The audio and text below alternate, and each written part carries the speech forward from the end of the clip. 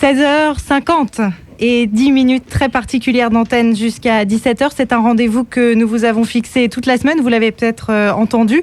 Événement, oui, puisque nos deux radios, Autoroute FM et Radio Trafic FM, que vous écoutez depuis une vingtaine d'années, vont changer de nom dans 10 minutes. Nous sommes donc en direct sur le 107.7, sur l'ensemble du réseau Vinci Autoroute. Dans nos 3 studios de Sèvres, Avignon et Mandelieu, toutes les équipes sont réunies pour vivre ce moment avec vous.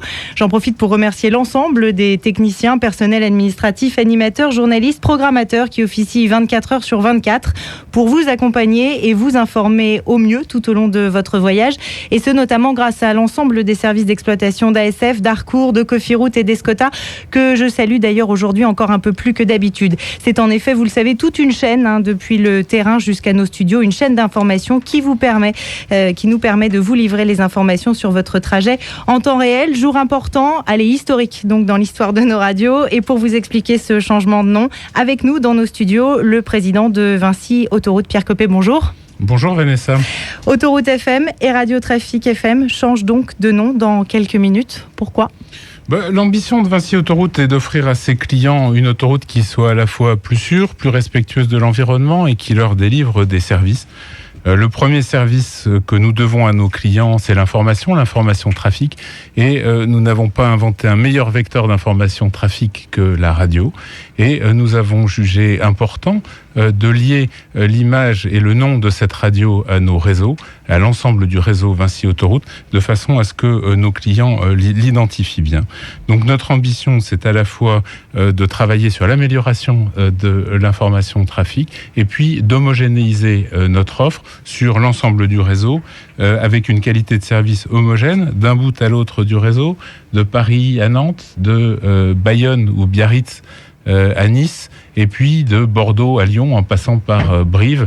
Ce qui nous paraît fondamental, c'est de traiter de manière égale et homogène nos clients de façon à leur accorder une information de qualité homogène et de qualité irréprochable. Et ce, tout au long de leur parcours. Avant d'écouter ce que pensent nos auditeurs de nos antennes, je vous propose qu'on réécoute une dernière fois, tous ensemble, quelques jingles qui ont marqué l'histoire de nos deux radios.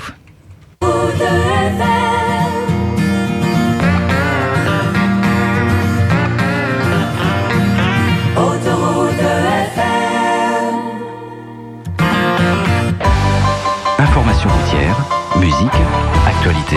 Radio Trafic FM.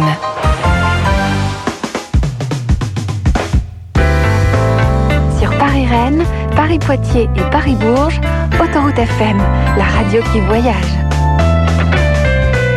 Radio Trafic FM, all night long. Une seule fréquence, toute la nuit.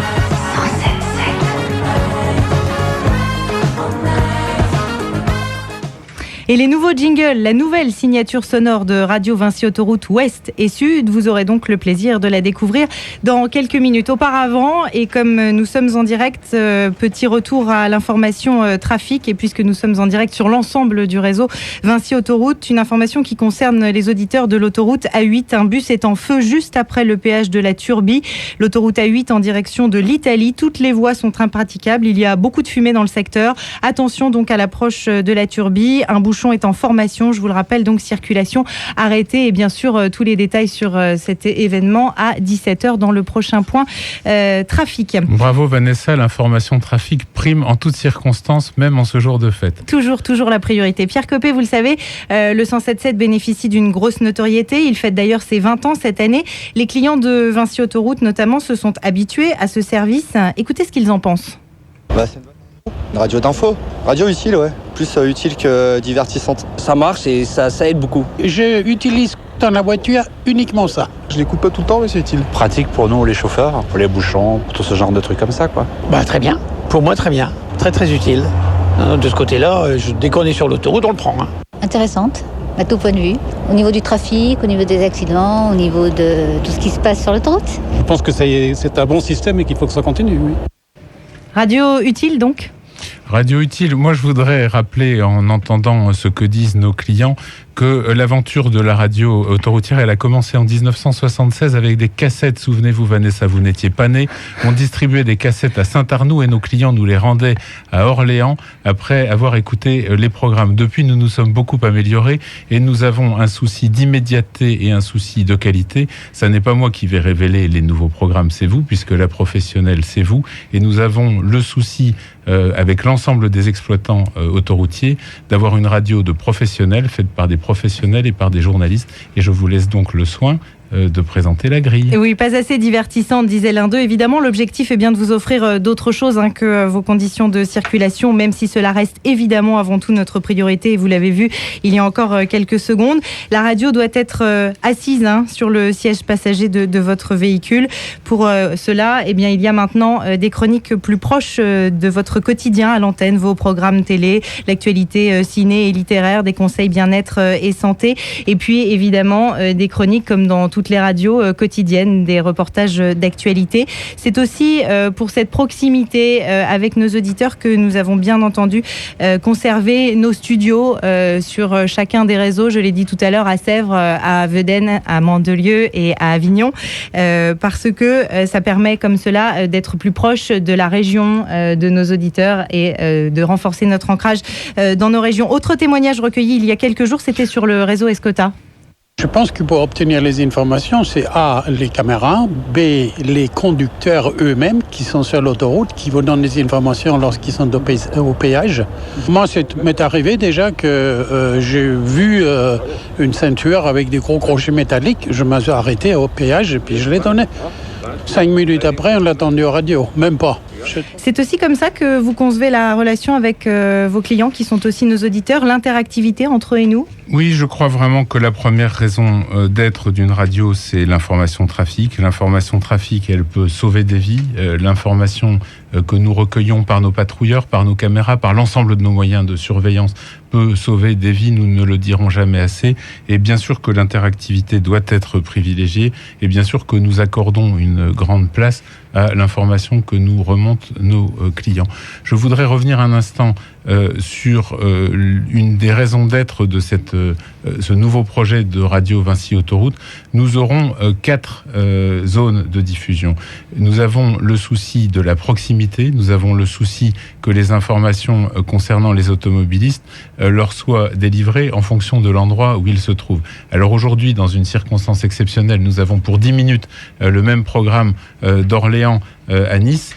Mais à partir de 17h, nous parlerons des informations niçoises aux Niçois et des informations orléanaises aux Orléanais, de manière à ne pas lasser avec des informations qui seraient beaucoup trop lointaines et qui ne seraient pas dans la proximité de l'intérêt de nos clients et de nos automobilistes. Les automobilistes interrogés ont également formulé des remarques sur la musique. Certains ont dit qu'elle était parfois ringarde, d'autres qu'il y a trop de nouveautés, d'autres qu'il y a de tout, donc finalement c'est pas mal.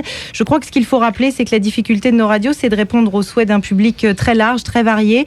3 voire 4 générations de conducteurs se côtoient sur l'autoroute. Les professionnels de la route sont chaque jour sur le réseau.